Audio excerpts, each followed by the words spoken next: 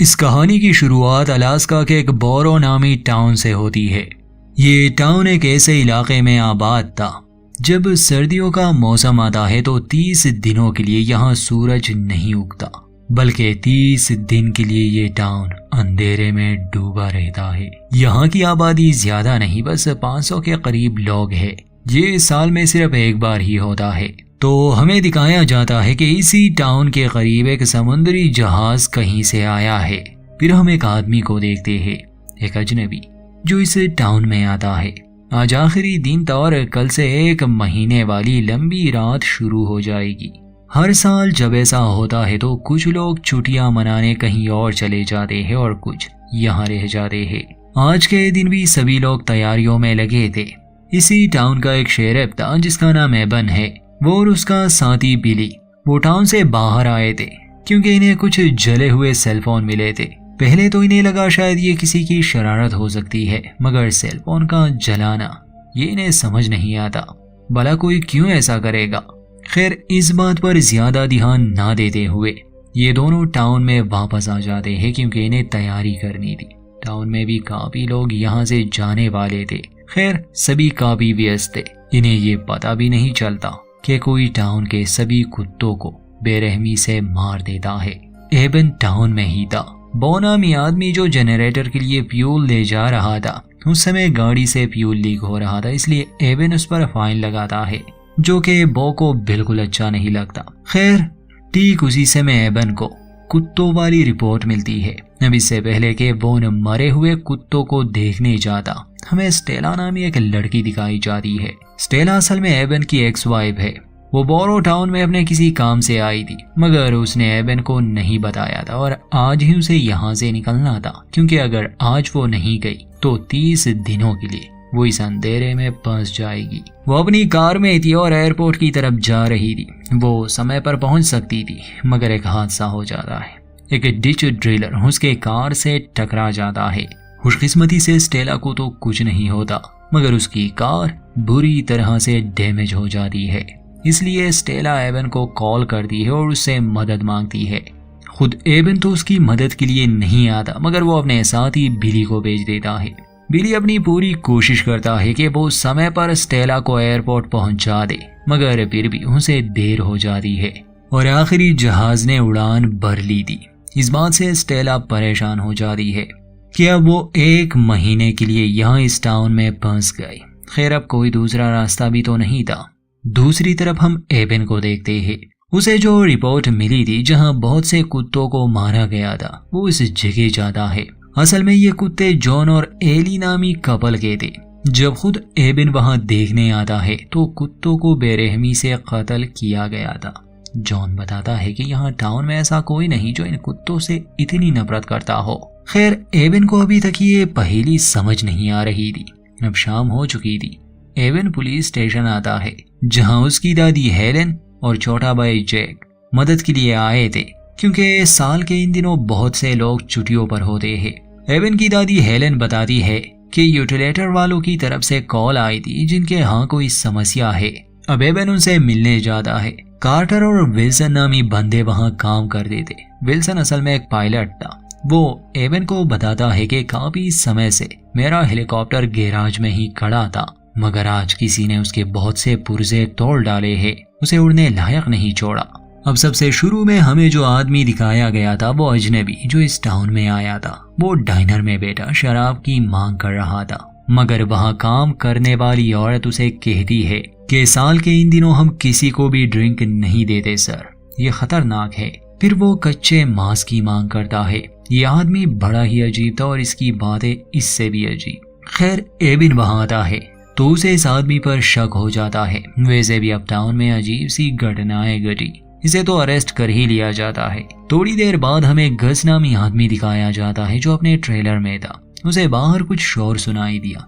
जब वो टॉर्च लिए बाहर चेक करने आता है, उसके आसपास अजीब से लोग थे जो अचानक से इस पर हमला कर देते हैं और इसका खून पी लेते हैं। दूसरी तरफ फैक्ट्री वर्कर्स जिन्होंने अपना काम पूरा कर लिया था वो घर आ रहे थे। उन पर भी अचानक से हमला होता है। वो 2 आदमी थे और एक औरत। दोनों आदमियों को वही खून पीने वाले राक्षस अंधेरे में खींच लेते हैं। और ये औरत जिसका नाम डेनिस था, ये किसी तरह भागने में कामयाब हुई। वहाँ एबन उस अजनबी को जेल में डाल देता है। वो उससे पूछताछ करता है मगर वो साफ साफ कुछ नहीं बताता। उसकी बातों से ऐसा लग रहा था जैसे यहाँ के सभी लोग मरने वाले हो। इतने में लाइट भी चली गई और अब टेलीफोन कनेक्शन भी टूट गया। इसके बाद एबन को जमीन पर खून दिखाई दिया और जब वो उसका पीछा करता है तो उसे गस का कटा हुआ सर मिलता है। वो घबरा गया, इसलिए वो यहाँ रुके लोगों के पास आता है और सभी को कहता है कि अपने अपने घरों में रहो, बाहर मत निकलना। अगर किसी के पास जनरेटर नहीं है तो वो डाइनर में जाए, वहाँ जनरेटर है। पुलिस स्टेशन में एबन की दादी हेलन, उसकी एक्स वाइफ स्टेला और छोटा भाई जैक थे और सेल में कैद था वो अजनबी। अब टाइम पास के लिए ये लोग खेल खेल रहे थे मगर वो अजनबी इन सभी को डराने की कोशिश कर रहा था। जैक को गुस्सा आता है और वो उसकी तरफ प्लास्टिक का एक टुकड़ा फेंक देता है कि खामोश रहो। इन्हें फंसाने के लिए वो अजनबी कहता है कि ये तुमने बहुत अच्छा किया, अब मैं इसकी मदद से जेल तोड़ दूंगा। जैक थोड़ा ना समझता, इसलिए वो उसकी तरफ भागता है ताकि वो टुकड़ा ले सके, मगर अजनबी उसे पकड़ लेता है। स्टेला गन निकालती है और उसे धमकाती है कि इसे छोड़ दो, मगर इतने में एबन खुद वहां पहुंच चुका था। वो अजनबी के कंधे को शूट कर देता है और उसे सलाखों से बांध देता है। टाउन में पहले से ही डर का एक माहौल बना हुआ था क्योंकि यहाँ आए थे पिशाच। ये अजनबी बस एक ही बात दोहराए जा रहा था कि तुम सब मरने वाले हो, और वो यहाँ आ चुके हैं। मौत का खेल शुरू हो चुका है। स्टेला और एबन को लगता है कि शायद यहाँ पर कोई सीरियल किलर है, इसलिए दोनों कार में बैठते हैं और उस मुजरिम को पकड़ने निकल जाते हैं। ये दोनों टाउन से काफी दूर आ चुके थे। एक जगह इन्हें कुछ महसूस होता है। ये कार रोकते हैं और बाइनोकुलर से देखने की कोशिश करते हैं। स्टेला को कुछ दिखाई दिया, इसलिए वो एबन से कहती है कि हमें अभी यहाँ से निकलना होगा। जैसे ही दोनों गाड़ी में बैठ जाते हैं ये टाउन की तरफ जाने लगे, मगर एक पिशाच इनकी गाड़ी पर हमला कर देता है। एबन उस पर गोली चलाता है मगर पिशाच पर उसका कोई असर नहीं होता, इसलिए स्टेला ब्रेक लगाती है। किसी तरह इन्हें उस पिशाच से छुटकारा मिल गया। ये टाउन आते हैं तो वहाँ के हालात बुरे थे। गाड़ियों में आग लगी थी, लाशें थी। पुलिस स्टेशन से हेलन इनसे संपर्क कर दी है। जब एबन और स्टेला वहाँ पहुँचते हैं, ना तो हेलन वहाँ थी ना ही जैक, बस वहाँ पर खून था। ये देखकर एबन और स्टेला को बहुत बुरा लगता है। वो अजनबी अभी भी सेल में बंद था। गुस्से में एबन उसके पास आता है। वो उसे मारने वाला था क्योंकि वो कहता है कि मैंने उनकी मदद की, मैंने उनके लिए रास्ता बनाया। स्टेला एबन को रोकती है कि इसे मत मारो, इससे कुछ हासिल नहीं होने वाला, इसलिए वो रुक जाता है। अब हमें ये पिशाच और इनका लीडर दिखाया जाता है जिसका नाम मार्लो था। अभी तक ये लोग चुपके से हमला कर रहे थे। मार्लो अपने लोगों से कहता है कि अब तुम खुले में हमला कर सकते हो, इन्हें बचाने वाला कोई नहीं है, मगर सभी के सर काट कर अलग कर देना ताकि वो पिशाच ना बने। ये सभी टाउन पर हमला कर देते हैं और लोगों का कत्लेआम शुरू। अपनी जान बचाने के लिए लोगों के पास बंदूकें थी जिनका असर इन वैम्पायर्स पर नहीं होता था। स्टेला और एवन किसी तरह डाइनर में पहुंच जाते हैं जहां उसे अपना भाई सही सलामत मिलता है। यहाँ कुछ लोग पहले से ही छुपे थे, जैसे कार्टर, डेनिस नामी औरत और बू। इसके अलावा भी कुछ लोग थे। कार्टर सलाह देता है कि हमें यूटिलेटर में छुपना होगा, मगर एवन कहता है कि वो बहुत दूर है, ये पिशाच हमें देख लेंगे। तब डेनिस बताती है कि मेरे पड़ोसी के यहाँ एक एटिक है, वो काफी सुरक्षित जगह है, वो यहाँ से दूर भी नहीं है, मगर फिर भी ये लोग ऐसे नहीं निकल सकते। तो एवन कहता है कि मैं और स्टेला उनका ध्यान भटकाने की कोशिश करेंगे, तुम लोगों को समय मिल जाएगा, तुम यहाँ से निकलो। एवन और स्टेला कार को निकालते हैं, मगर पिशाच काफी तेज थे, वो इन्हें देख लेते हैं। वो इतने ताकतवर थे कि इनकी गाड़ी को उलट देते हैं। अब वो इन्हें मारने की कोशिश भी कर रहे थे। स्टेला सिर्फ एक को ही मारने में कामयाब हुई जब वो उसका सर उड़ा देती है। तभी वो उनकी मदद के लिए आता है। उसके पास बड़ी गाड़ी, इसलिए कुछ वैम्पायर्स को वो कुचल देता है। वो एवन और स्टेला को बचा लेता है। अब जैसे कि डेनिस ने उस एटिक के बारे में कहा था कि वो सुरक्षित है, तो ये सच था। ये बाकी बचे लोग वहां पना लेते हैं। शायद इन्हें काफी दिन यहाँ रहना था, इसलिए ये प्लानिंग करते हैं। इन्हें खाना चाहिए था और इन्हें बारी बारी पहरा भी देना था। मर्लिन और आयरिस उस अजनबी के पास पुलिस स्टेशन जाते हैं। असल में उसने इन वैम्पायर से एक सौदा किया था, अगर वो इनकी मदद करेगा तो वो इसे भी अमर बना देंगे। मतलब कि वो भी एक पिशाच बन जाएगा। अब कहानी की शुरुआत में जब कुत्तों को मारा गया था या पावर काट दी गई थी, ये सब इसी आदमी ने किया है, मगर इसे इनाम देने के बजाय मर्लिन और आयरिस इसे मार देते हैं, इसका खून पी लेते हैं। खैर, समय गुजरता है और हमें 6 दिन बाद की कहानी दिखाई जाती है। ये पिशाच यहाँ बचे इंसानों को ढूंढते थे और उनका खून पीते। सिर्फ कुछ लोग ही थे जो इनसे बचे हुए थे, जैसे स्टेला, एवन, कार्टर, डेनीज, जॉन, बो, विल्सन और उसके पिता। पिछले 1 हफ्ते से ये सभी इस एटिक में छुपे हैं। ये राशन पर गुजारा कर रहे हैं और बारी बारी पहरा देते हैं। मगर विल्सन के पिता, जिसकी तबीयत ठीक नहीं थी और हाल ही में उसकी पत्नी भी मारी गई, कभी कभी वो उसे याद करता था और ये लोग नहीं चाहते थे कि वो शोर मचाए। ये लोग बाहर शोर सुनते हैं। जब स्टेला बाहर जाती है तो असल में वो पिशाच आसपास के घरों की तलाशी ले रहे थे। इनमें से कुछ कहते हैं कि इससे पहले कि ये हमें ढूंढ ले, हमें कहीं और जाना होगा, कहीं और छुपना होगा। एवन सबको सलाह देता है कि हम ऐसे नहीं निकल सकते, मगर जब तूफान आएगा तब हमें मौका मिल जाएगा, हम यूटिलेटर में छुप जाएंगे। 7वें दिन क्रिस्टीन नामी एक लड़की जो अब अकेली रह गई थी, वो बाहर आती है और मदद के लिए आवाजें देती है। ये आवाजें एटिक में छुपे लोग भी सुन लेते हैं। एवन देखता है कि बहुत से पिशाच उसे मारने के लिए बढ़ रहे हैं। काफी लोग एवन से कहते हैं कि हमें उसे बचाना चाहिए। खैर, जॉन और एवन बाहर जाते हैं, मगर वो समय पर क्रिस्टीन को नहीं बचा पाते। वो बेचारी शिकार बन जाती है, और तो और अब जॉन को भी काट लिया गया था, इसलिए वो भी पिशाच में बदल जाता है। वो एवन को मारने की कोशिश करता है तो मजबूरन एवन को अपने बचाव में उसे ही मारना पड़ता है। एवन आजमा का मरीज भी था। जब तक वो एटिक में पहुंचता उस पर आजमा का अटैक हो चुका था। खैर, स्टेला उसकी काफी मदद करती है। मर्लिन जब जॉन की लाश देखता है तो उसे शक होने लगा कि यहाँ लोग छुपे हैं। खैर, कुछ देर बाद एटिक में स्टेला की बारी थी पहरा देने की, मगर वो सो जाती है।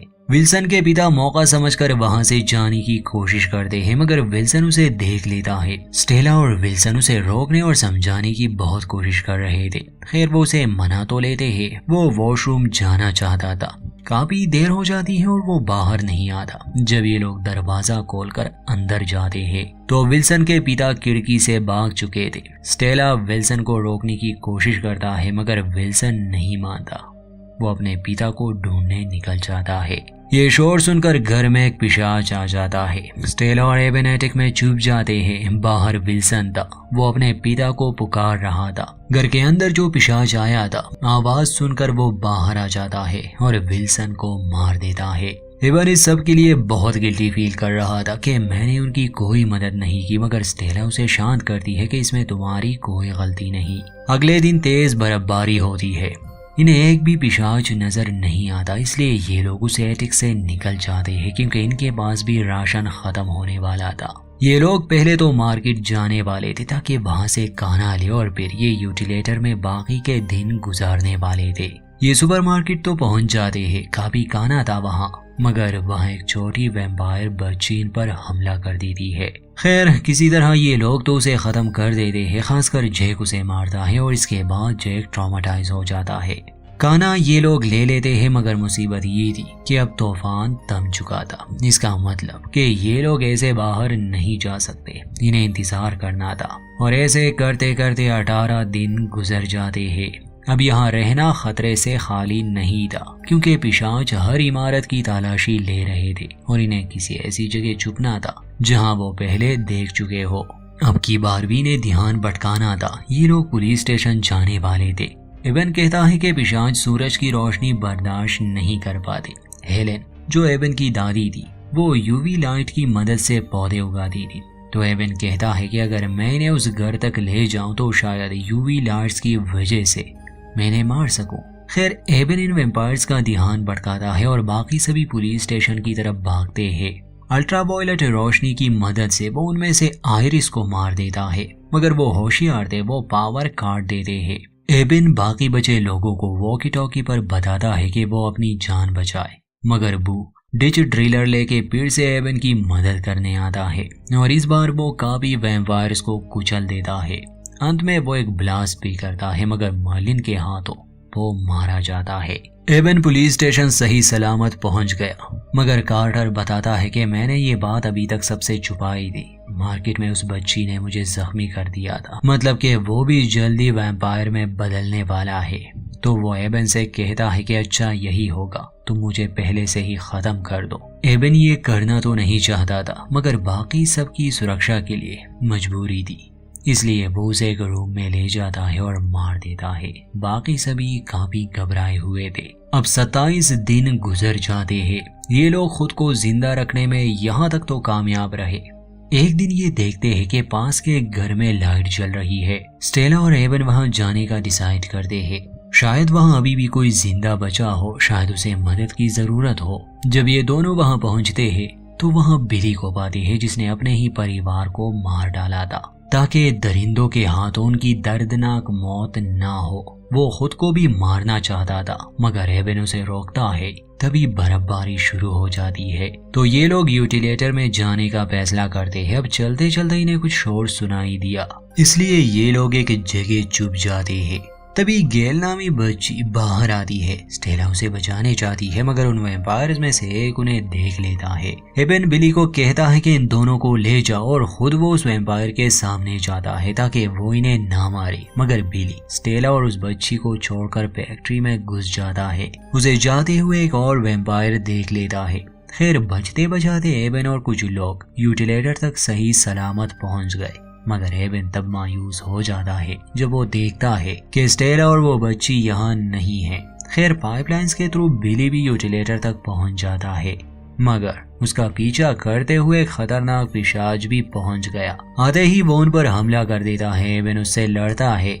बिली किसी तरह उसे ग्राइंडर में फेंक देता है, जिससे उसका हाथ भी कट जाता है, मगर इससे पहले ही वैम्पायर ने उसे काट लिया था। इसलिए जब वो बदलने लग जाता है तो एबन उसे खत्म कर देता है। दूसरी तरफ मर्लिन अपने लोगों से कहता है कि इंसानों को पता नहीं होना चाहिए कि हम एग्जिस्ट करते हैं, इसलिए हर जिंदा इंसान को हमें खत्म करना होगा।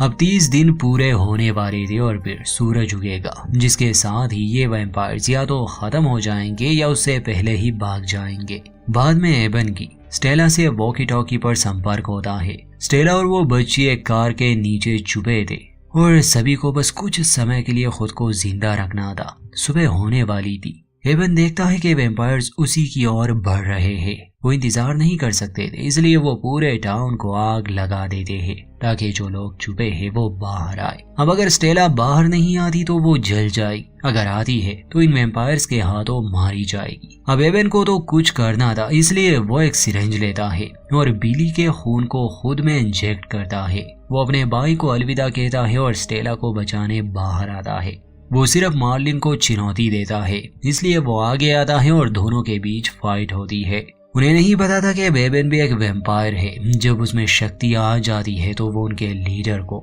एक ही वार में खत्म कर देता है। सूरज उगने वाला था, इसलिए बाकी बचे वैम्पायर्स भाग जाते हैं। स्टेला को बचा लिया गया।